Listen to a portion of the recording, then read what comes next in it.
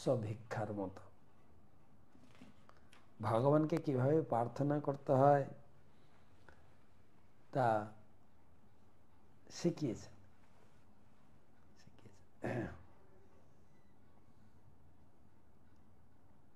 তো আমাদের আজকের 1006 ক্লাস না 1005তম ক্লাসে আমরা 13 নম্বর শ্লোকে তাৎপর্য পড়ছি। মহারাজ নাভি যে কেবল একটি পুত্র লাভের জন্য সেই মহাযজ্ঞ অনুষ্ঠান করেছিলেন, সেই জন্য পুরোহিতরা একটু লজ্জিত হয়েছিলেন। ভগবান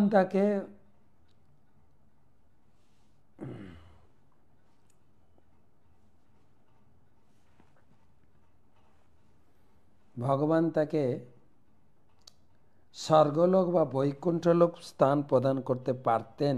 শ্রী চৈতন্য মহাপ্রভু আমাদের শিক্ষা দিয়েছেন কিভাবে ভগবানের কাছে গিয়ে চরম আশীর্বাদ ভিক্ষা করতে হয়। তিনি বলেছেন, ন ধনম ন জনম সুন্দরীং কবিতাং বা জগদীশ কাময়ে। তিনি ভগবানের কাছে জড়জাগতিক কোনো কিছু প্রার্থনা করেননি। জড় ঐশ্বর্য মানে হচ্ছে ধন সম্পদ ও সুখী পরিবার, সুন্দরী স্ত্রী এবং বহু অনুগামী। কিন্তু বুদ্ধিমান ভক্ত ভগবানের কাছে জড়জাগতিক কোনো কিছু ভিক্ষা করবেন না। তার একমাত্র প্রার্থনা হচ্ছে মম জন্মনি জন্মনীশ্বরে ভবতাৎ ভক্তি অহিতুকিতই।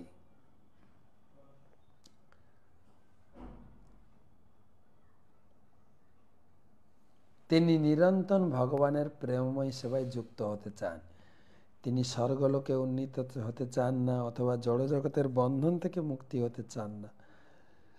তা যদি হতো তাহলে শ্রী চৈতন্য মহাপ্রভু বলতেন না মম জন্মনি জন্মনি। ভক্ত যদি ভগবানের সেবা করতে পারেন তাহলে বারবার জন্মগ্রহণ করতে তার কোনো আপত্তি থাকে না। প্রকৃতপক্ষে চরম মুক্তি হচ্ছে ভগবানের কাছে ফিরে যাওয়া। ভক্ত কখনো জড়জগতের কোনো বস্তু নিয়ে মাথা ঘামান না। যদিও মহারাজ নাভি ভগবান বিষ্ণুর মতো একটি পুত্র কামনা করেছিলেন, তবুও ভগবানের মতো পুত্র আকাঙ্ক্ষা করাও এক প্রকার ইন্দ্রিয় সুখ। শুদ্ধ ভক্ত কেবল ভগবানের প্রেমময় সেবায় যুক্ত হতে চান। তো 13 নম্বর শ্লোকে পুরোহিতরা নাভি মহারাজের হয়ে ভগবানের কাছে ভগবানের মতো একটা পুত্র প্রার্থনা করলেন। 14 নম্বর শ্লোক,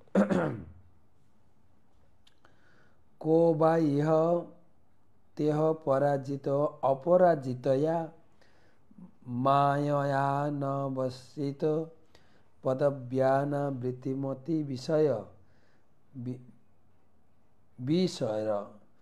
রয়ানাবৃত প্রকৃতির অনুপাসিত মহৎচরণ।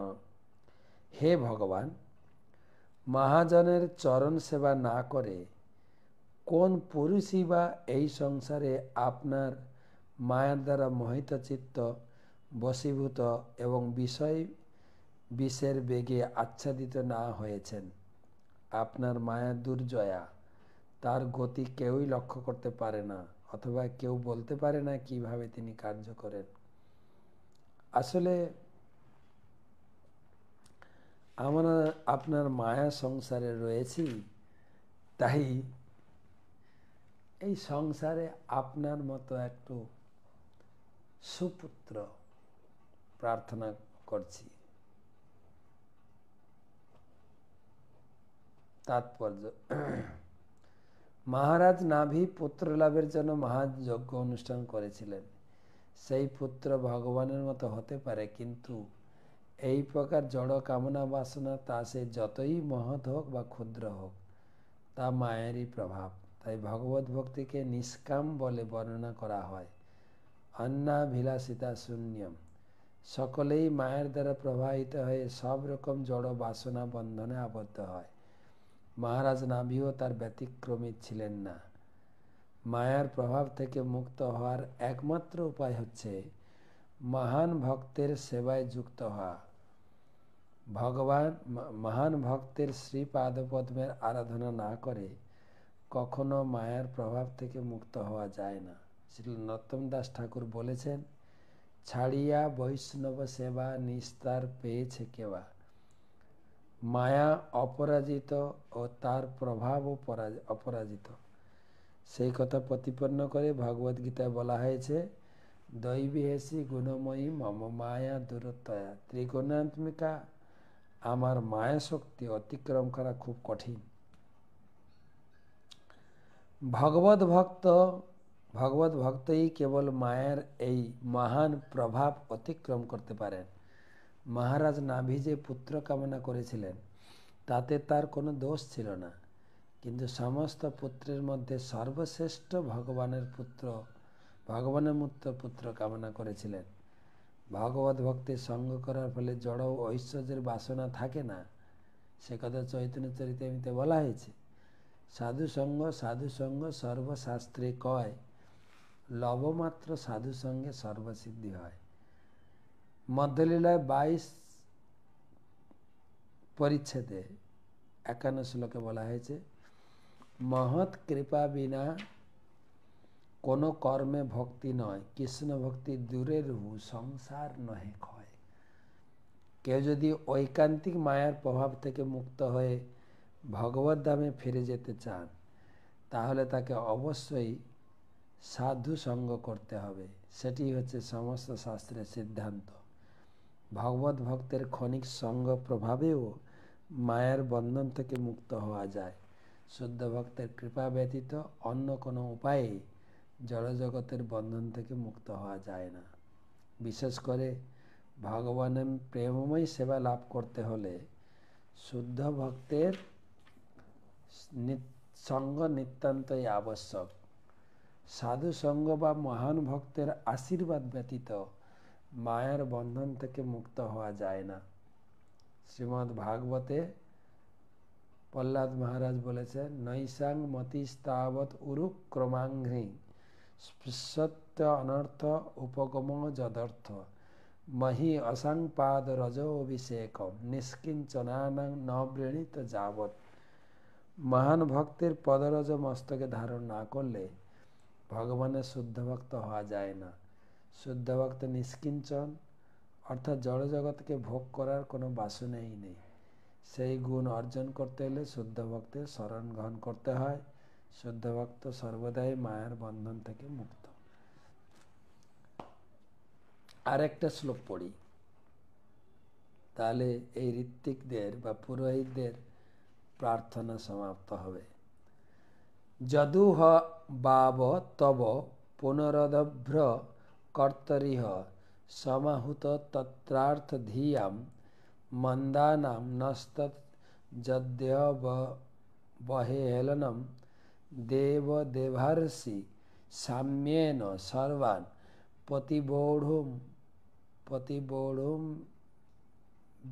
বিদুষাম। হে ভগবান, আপনি বহু অদ্ভুত কার্য করেন। এই মহাযজ্ঞ অনুষ্ঠানে আমাদের একমাত্র উদ্দেশ্য হচ্ছে পুত্র লাভ করা। তাই আমাদের বুদ্ধি মোটেই তীক্ষ্ণ নয়। জীবনের প্রকৃত উদ্দেশ্য নির্ধারণ করতে আমরা অভিজ্ঞ নই। জড়ে উদ্দেশ্য সাধনের এই তুচ্ছ যজ্ঞ আপনাকে আহ্বান করে আমরা নিশ্চয়ই আপনার শ্রীপাদপদ্মে মহা অপরাধ করেছি। তাই হে ভগবান, আপনার সমদর্শিতার গুণে কৃপাপূর্বক আমাদের ক্ষমা করবেন। হতে পারে না এইটুকু পুত্র লাভের জন্য, পুত্রের বরদান দেওয়ার জন্য ভগবানকে বৈকুণ্ঠ ছেড়ে এখানে আসতে হলো। সেদিন ক্ষমা চাইছেন, তাৎপর্য পড়িনি। এক অতি তুচ্ছ কারণে ভগবানকে বৈকুণ্ঠ থেকে ডেকে আনার ফলে ঋত্বিকেরা অত্যন্ত অনুতপ্ত হয়েছিলেন। শুদ্ধ ভক্ত কখনো অনর্থক ভগবানকে দর্শন করতে চান না। ভগবান বহু কার্যকলাপে যুক্ত, তাই শুদ্ধ ভক্ত তার নিজের ইন্দ্রতৃপ্তি সাধনের জন্য খেয়াল খুশি মতো ভগবানকে দর্শন করতে চান না। শুদ্ধ ভক্ত কেবল ভগবানের কৃপার উপরে নির্ভরশীল এবং ভগবান যখন প্রসন্ন হন তখন তিনি তাকে প্রত্যক্ষ দর্শন করতে পারেন। ভগবান হচ্ছেন ব্রহ্মা শিবাদি মহাদেবতাদের অগোচর। ভগবানকে আসতে আহ্বান করে নাভি মহারাজের পুরোহিতরা নিজেদের মূঢ়তা প্রতিপন্ন করেছিলেন, কিন্তু তা সত্ত্বেও ভগবান তার অহেতুকী কৃপাবশে সেখানে এসেছিলেন। তাই তারা সকলে ভগবানের কাছে ক্ষমা প্রার্থনা করছেন। জড়জাগতিক লাভের জন্য ভগবানের আরাধনা করা মহাজনদের দ্বারা অনুমোদিত হয়নি। সেই সম্বন্ধে বলা হয়েছে, চতুর্বিধা ভজন্তে মাম জনা সুকৃতি নহর্জুন আর্ত জিজ্ঞাসু অর্থাৎই জ্ঞানী চ ভরতর্ষভ। হে অর্জুন, 4 প্রকার সুকৃতি সম্পন্ন ব্যক্তি আমার ভজনা করেন, তারা হচ্ছেন আর্ত অর্থাৎই জিজ্ঞাসু জ্ঞানী। ভক্তির শুরু তখন হয় যখন মানুষ দুর্দশায় পড়ে বা ধন কামনা করে অথবা পরম সত্যকে জানার অভিলাষী হয়। কিন্তু যারা এইভাবে ভগবানের সমীপবর্তী হয় তাদের পক্ষে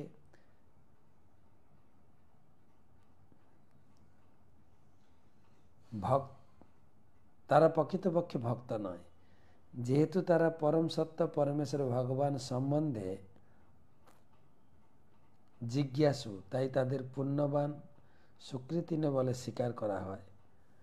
ভগবানের বিবিধ কার্যকলাপ না জানার ফলে জড়জাগতিক লাভের জন্য অনর্থক ভগবানকে বিরক্ত করে, কিন্তু ভগবান এতই কৃপালু যে তাকে বিরক্ত করলেও তিনি তাদের বাসনা পূর্ণ করেন।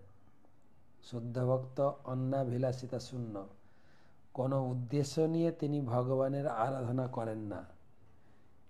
তিনি কর্ম অথবা জ্ঞান রূপ মায়ার প্রভাবের দ্বারা প্রভাবিত নন। শুদ্ধ ভক্ত সর্বদাই কোনো রকম ব্যক্তিগত লাভের উদ্দেশ্য না নিয়ে সর্বদা ভগবানের সেবা করতে প্রস্তুত থাকেন।